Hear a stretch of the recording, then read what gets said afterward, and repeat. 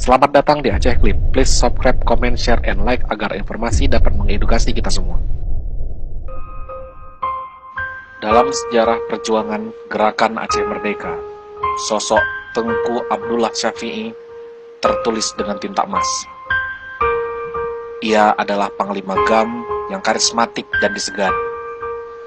Lebih dari itu, Tengkulah, begitulah ia disapa, adalah sosok yang ramah dan santun, serta konsisten di garis perjuangan Gerakan Aceh Merdeka. Namun, di balik sosoknya yang bersahaja dan dicintai rakyat, kisah perjuangan dan hidup Tengkulah berakhir dengan tragis. Ia gugur bersama istrinya, Cut Fatimah, dan dua pengawal setianya dalam pertempuran dengan pasukan TNI di hutan Jim Jim, Pidijaya, 22 Januari 2002. Kepergiannya ditangisi rakyat, dan GAM menyatakan berkabung selama 44 hari kala itu. Lantas, seperti apakah sosok Tengkulah di masa hidupnya? Panglima Gerakan Aceh Merdeka.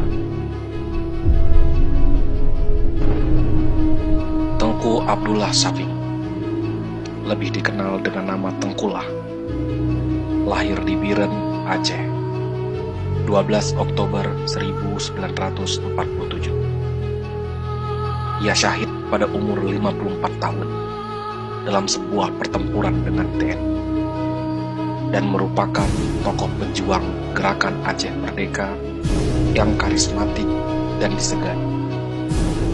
Tengkulah menjabat sebagai Panglima Gerakan Aceh Merdeka saat gugur di medan tempur.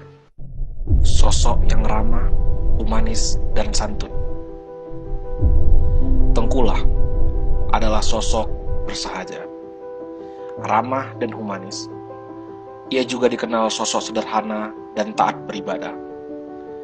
Dia pun tidak bicara sembarangan. Sifatnya yang santun membuat orang tidak pernah marah kepadanya, dan bila ia berbicara, berisi nasihat dan bijaksana. Menyampaikan wasiat sebelum syahid. Tengkulah adalah sosok pejuang dan Panglima GAM yang amat disegani. Ia juga dikenal dengan sosok yang ikhlas, berjuang di garis terdepan tentara Gerakan Aceh Merdeka. Jika pada suatu hari nanti Anda mendengar berita bahwa saya telah syahid, janganlah saudara merasa sedih dan patah semangat. Sebab saya selalu bermunajat kepada Allah Subhanahu wa Ta'ala agar mensyahidkan saya apabila kemerdekaan Aceh telah sangat dekat. Saya tak ingin memperoleh kedudukan apapun apabila negeri ini merdeka. Itulah wasiat terakhir Panglima Gerakan Aceh Merdeka Abdullah Syafi'i yang dibuat sebulan sebelum ia syahid, seolah pertanda bahwa perjuangan akan berakhir. Bukan lulusan militer Gerakan Aceh Merdeka. Tengkulah memang tak pernah dibesarkan dalam dunia kekerasan. Ia juga tak pernah mendapat pendidikan tempur di Libya, seperti yang diperoleh Muzakir Manaf, yang kemudian menggantikannya sebagai Panglima Gerakan Aceh Merdeka setelah Tengkulah gugur. Pendidikan terakhirnya hanya di Madrasah Aliyah Negeri Pesangan. Itu pun hanya sampai kelas 3. Setelah itu, ia belajar ilmu agama di sejumlah pesantren. Uniknya, masa muda Abdullah Syafi'i ternyata lebih banyak dihabiskan dalam dunia teater bersama grup Jepang.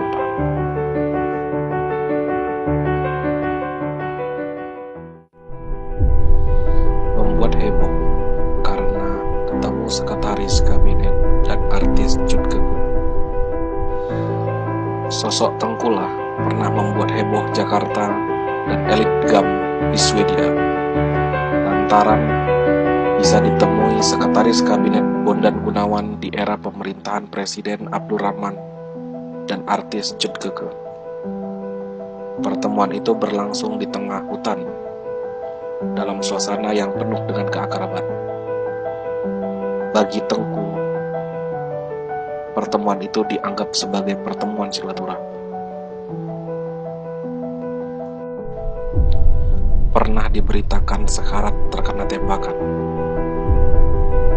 TNI pernah mengklaim bahwa telah menembak Tengkullah hingga sekarang. Pada Maret 2000, Tengkullah dengan santai malah mengundang reporter SCTV Zulfi Al-Katiri dan Yahdi Jambur untuk mewawancara di tengah hutan. Dalam kesempatan itu, Tengkullah juga mengundang wartawan Kompas Maruli Tobing untuk melihat kondisinya yang saat itu ternyata dalam kondisi sehat walafiat. Syahid dalam perang bersama istri yang sedang mengandung 6 bulan. Akhir perjalanan Tengkullah begitu dramatis. Ia dianggap syahid bersama Cut Fatimah, istrinya yang sedang mengandung 6 bulan, dan 2 pengawalnya.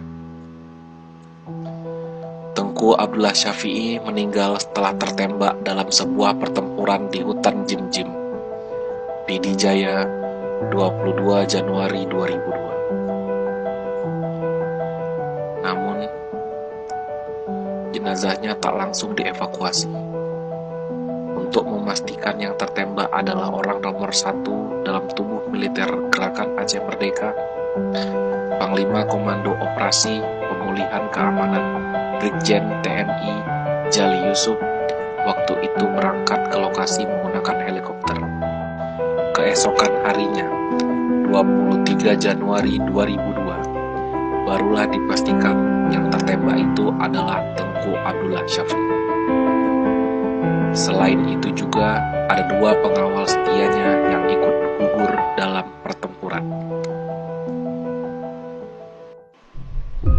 Kepergiannya ditangisi rakyat.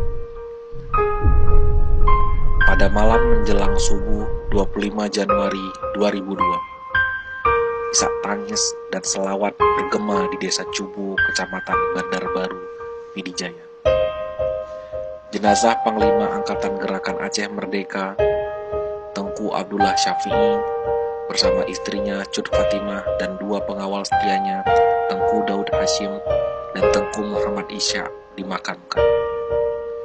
Mereka gugur akibat kontak senjata antara GAM dan TNI 3 hari sebelumnya di Desa Sarah Panjang, Jim-Jim, sekitar 4 km dari Belang Sumur. Masyarakat mengenang Abdullah Syafi'i sebagai sosok ramah dan bersahaja. 3 warga desa sempat pingsan karena tak bersama. Makamnya sering didatangi peziarah. Setelah damai Aceh bersemi pada 15 Agustus 2005, makam Tengkullah ramai dikunjungi peziarah. Mulai dari masyarakat biasa hingga mantan petinggi Gerakan Aceh Merdeka. Bahkan Wali Nanggro, Tengku Hasan Tiro pun sempat menziarahi saat kembali ke Aceh pada Oktober 2008. Makam Tengkullah dibangun dengan sederhana dan hanya dikelilingi teralis besi. Abdullah Syafi'i dimakamkan di Cubu, Kecamatan Bandar Baru, Pidi Jaya pada 24 Januari 2002. Sering memasak untuk pasukannya. Pada satu waktu di bulan puasa Januari 2002, Tengkullah bangun memasak nasi untuk sahur. Sementara pasukannya sedang terlelap. Ketika masakan telah siap, barulah Tengkullah membangunkan pasukannya untuk sahur. Saat dalam bergerilya menjelajahi hutan bersama pasukannya, terkadang didapati hidupnya sekarat dan serba kekurangan dan ketiadaan stok makanan. Namun Tengkullah tetap lebih memilih bersusah payah mencari sendiri apa yang menjadi kalimat terakhir saat ajal menjemput. Yo katro yang lon lagi, katro wate yang lon pre. Kini sudah tiba waktunya yang saya tunggu, kata Tengkulak kepada pengawalnya, Jalaluddin, setelah ia tertembak dalam pertempuran bersama istrinya Jod Fatimah. Kalimat itu mengiringi kepergian panglima yang sangat dihormati dan karismatik itu syahid di medan pertempuran.